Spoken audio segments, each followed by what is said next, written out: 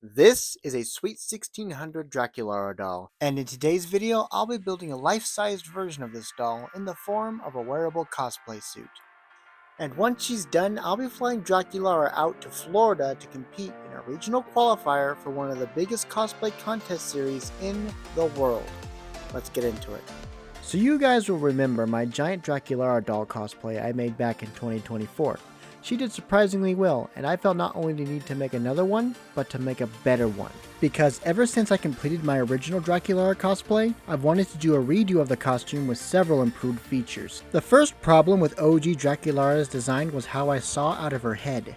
I used a camera system with a small digital screen on the inside of the head to allow me to see my surroundings, which sounded fine on paper, but in reality gave me no depth perception and made me go cross-eyed for an hour after taking the head off. The second problem was the fact that I was on stilts. Now I've used stilts before, like with my Ballora cosplay, but given how I had no depth perception with the aforementioned camera system in the head, I could barely even keep my balance, much less walk around. So with this new Draculaura cosplay, I'm fixing both issues by designing the new head so I can see directly out of it, and eliminating the stilts altogether. So that's why I'm using a pair of regular heels as the new base of this cosplay's feet.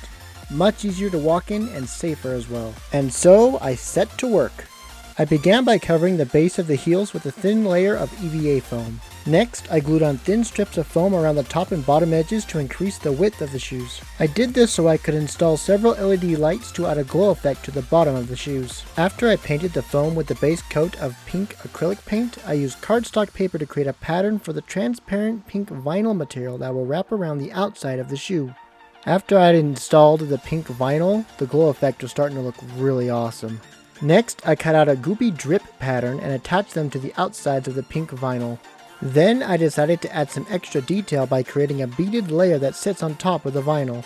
Once that was done, it was time to add on the final layer of the goopy drip pattern around the shoes. I made this layer out of black EVA foam and glued it directly on top of the first layer.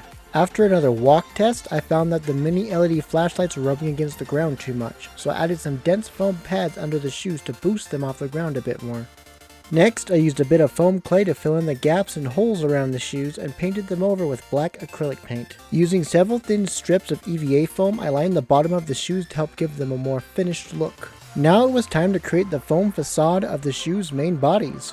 Using EVA foam, I patted them out and glued them together using contact cement. Then I gave them a few layers of pink spray paint and glued them onto the shoes. Now they needed their white trim. I cut out and dremeled several EVA foam strips nice and smooth and glued them on top of the shoes. Then to finish off the shoes' main bodies, I created two heart decorations with black ribbon-like extensions coming off them and glued them onto the front of the shoes. The final element to be completed was the ankle pieces. I created squiggly ankle wraps out of EVA foam, then created another set of heart decorations, but this time they had bat wing extensions coming off the sides of them. I glued on little fabric ribbon tails to finish them off nicely. After gluing the bat heart decorations onto the ankle wraps, I added small bits of Velcro to allow me to easily open and close them. And with that, we were all done. Now with her shoes completed, it was time to move on to her dress, which presented a problem right off the bat.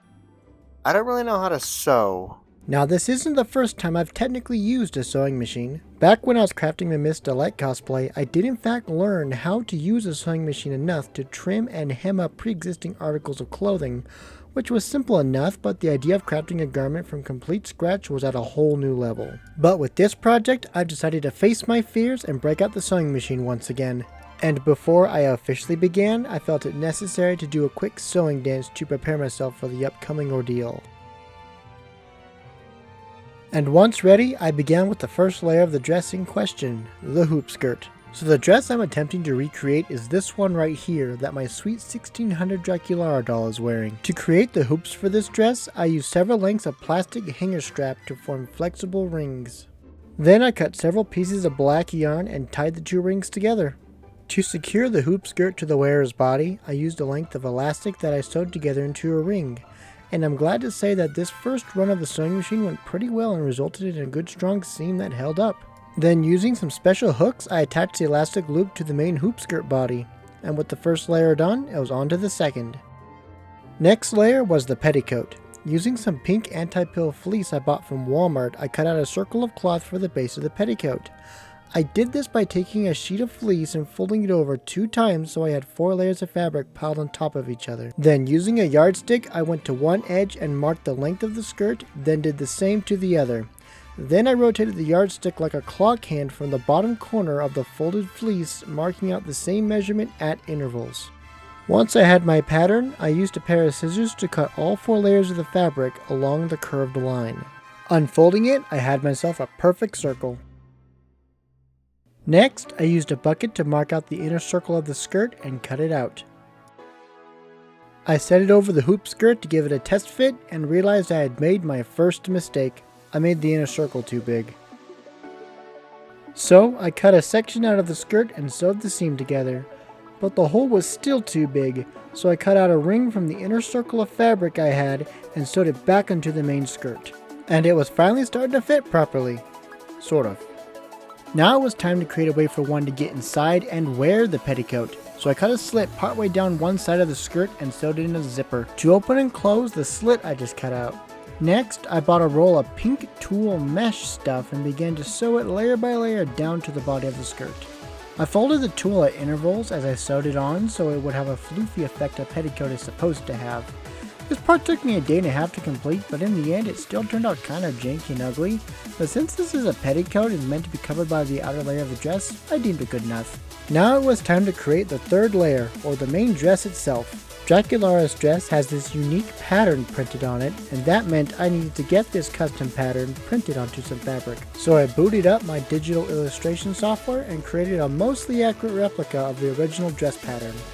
From there, I sent the pattern to a site that would print my pattern onto some fabric and ship it to me, and the fabric I received was nothing short of exactly what I needed.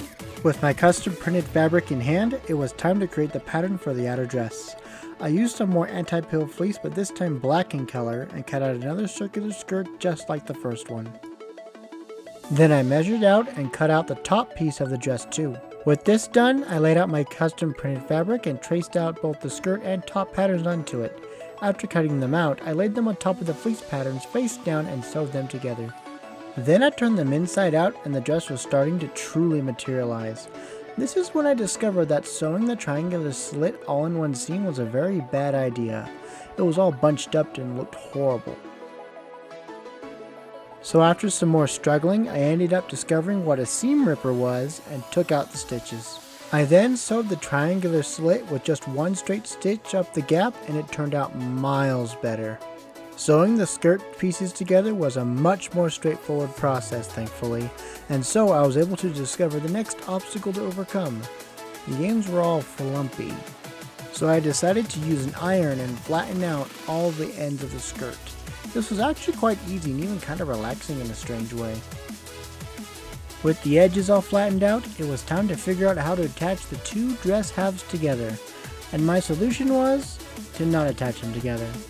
I decided it would be a lot easier to simply make this a two-piece dress and not risk ruining it with my lack of experience. So I sewed a hemline around the inner ring of the skirt and also sewed in another zipper to allow one to get in and out of the outer skirt. I then cut out a strip of black fleece and sewed it onto the bottom edge of the top piece to give it a clean outer finish. Then I installed the final zipper onto the back top piece using some fleece extensions I cut out. It was at this point that I realized that the dress layers were getting too heavy on the hoop skirt that I had built, and the rings were warping under the weight, giving the dress a wonky sort of shape. So I bought a metal ring and attached it to the bottom ring of the hoop skirt to give it some structural support. Now with the main body of the dress done, it was time for the final details and decorations. I started with sewing a ring of lace around the lower edge of the outer skirt. Then I hand sewed an LED light string on the underside of the skirt. I did this so I could have a glow effect for the skirt to match the glowing heels I made for the cosplay.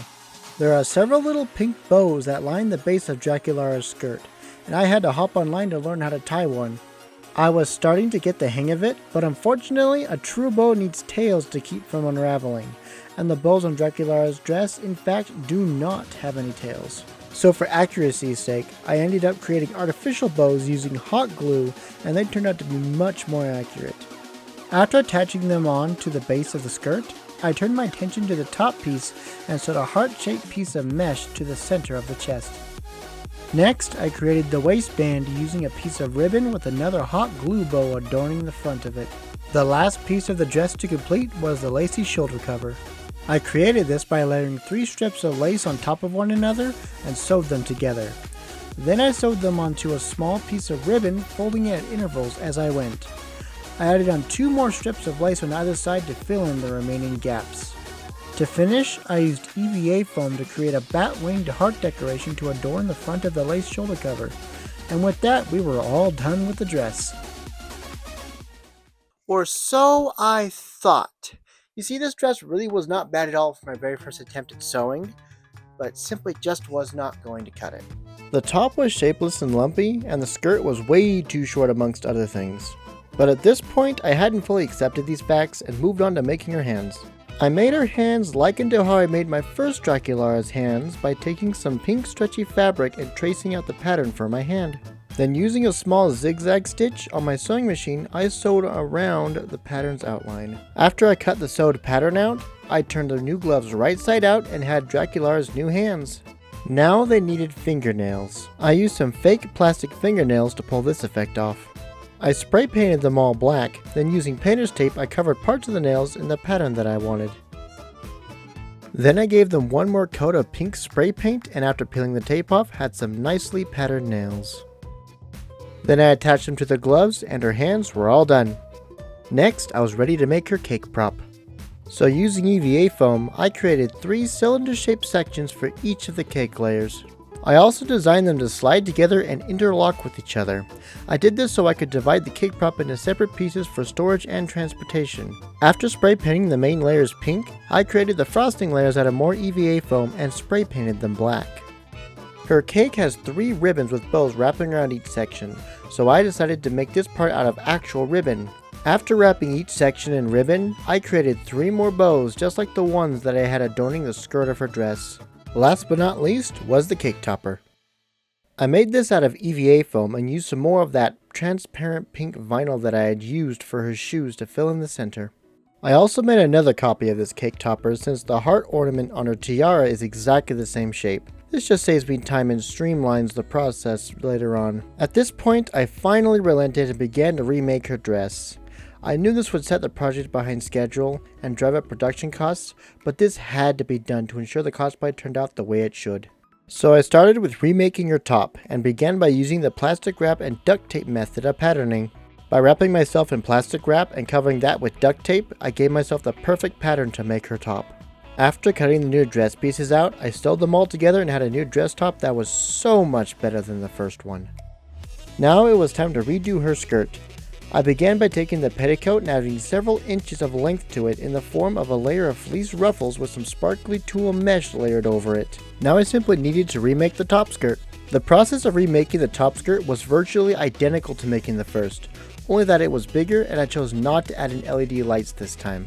Now with the dress finally done, it was time for the final gauntlet, the head. I began by taking a lovely baseball helmet and cutting off its bill.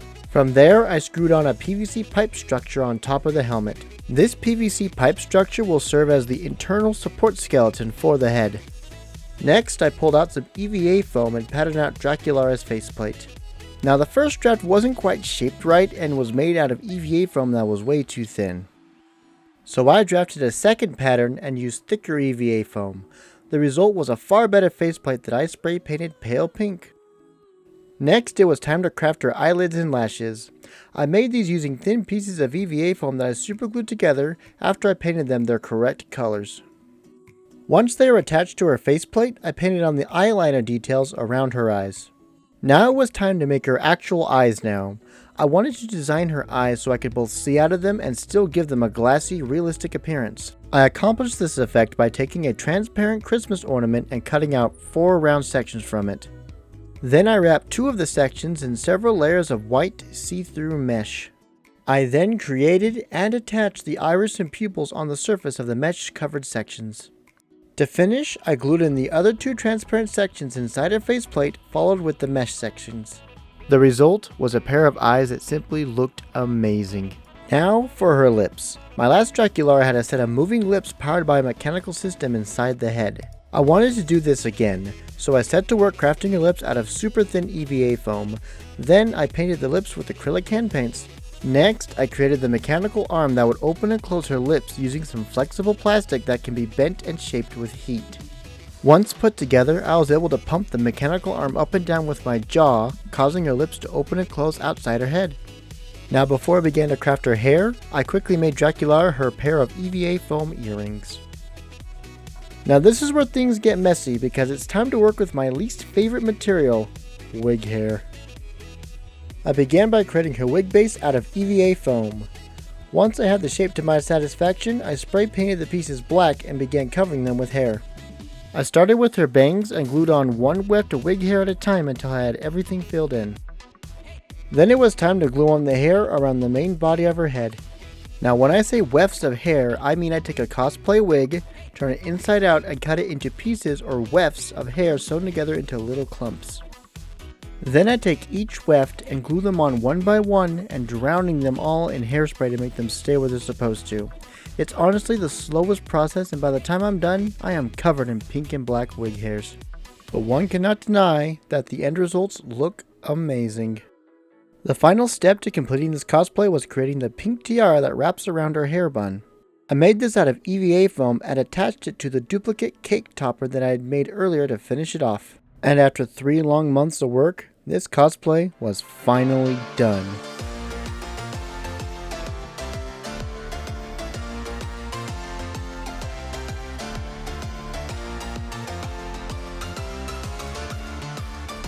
Now with this cosplay done, there was no time to waste. Let's get on a plane and out to Florida.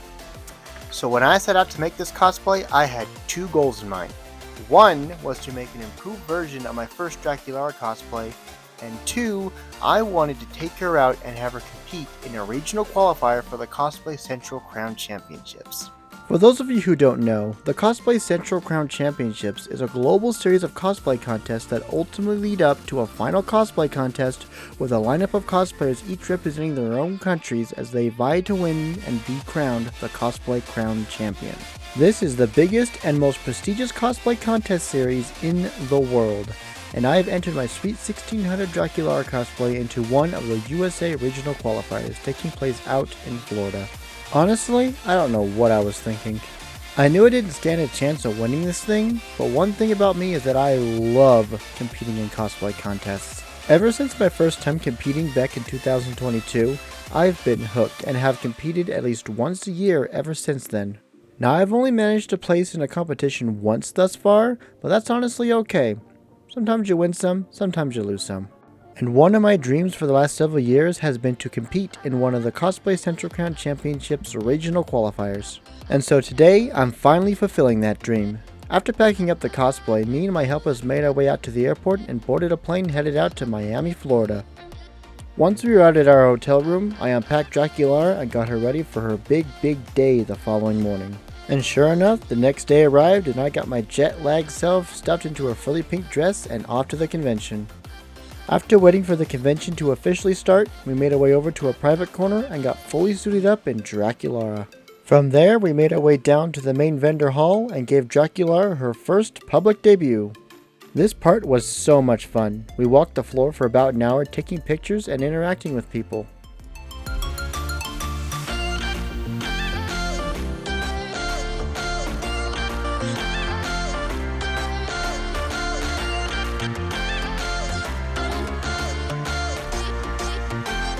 But soon enough, my feet began to protest in those heels, so we headed off and took refuge in the cosplay lounge. This was a nice little room set apart for the cosplay contest competitors while we all waited to be prejudged. I was super nervous leading up to this moment because this is where cosplay contests are won or lost, but I think I handled my prejudging session pretty well and managed to remember all my talking points about my cosplay. After that, it was time for the stage show. They lined us all up backstage, and we all took our turns in the spotlight as each of us walked across the stage as our names were called.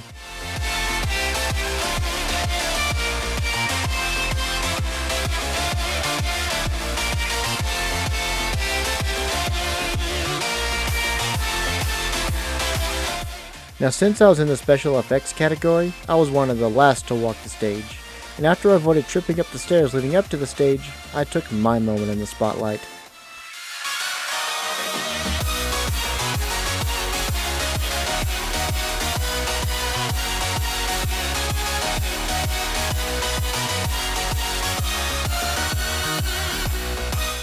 After being helped off stage, I was guided back over into the backstage area once again while we all waited for the judges to make their final decision. And soon enough, the judges were back and we were all called up by category and the winners were announced.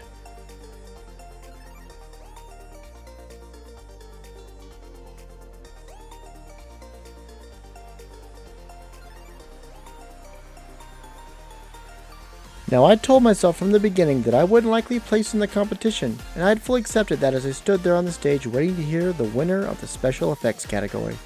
So it came as a real shock when I heard whose name was called. Our winner of the special effects category is Chicken Bro Cosplay as Draculaura. Yup, I placed in the competition, so I officially won the award for the best in the special effects category. In this contest series, there are 3 categories they organize you in: needlework, armor, and special effects. Naturally, I was in the special effects category, and somehow I managed to win my category. There are 6 total winners in the competition, with one of them being the overall winner who moves up in the competition series. That of course wasn't me, but still, placing in this competition is no small feat, and I am still blown away.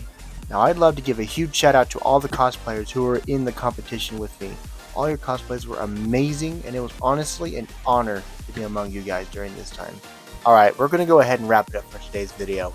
And if you guys liked what you saw today, feel free to like and subscribe down below to see more cosplay content like this in the future. And until next time, bye bye!